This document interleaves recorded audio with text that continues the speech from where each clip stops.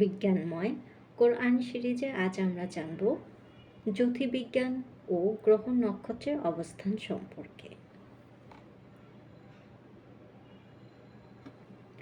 কোরআন বলেছে, সূর্য ও চাঁদ নির্ধারিত পথে আবর্তিত হয়। সূরা আর রহমান আয়াত 5। বিজ্ঞান কি বলে? সত্যিই কি তারা নির্দিষ্ট কক্ষপথে ঘুরে?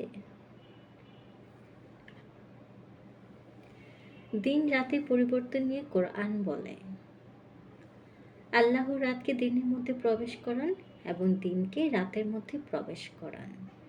সূরা লোকমান আয়াত 29। মহাবিশ্বের সম্প্রসারণ।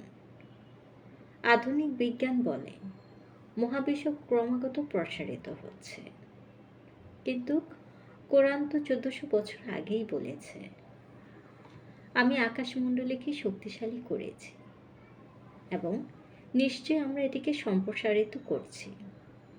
সূরা আজ জারিয়াত আয়াত 47।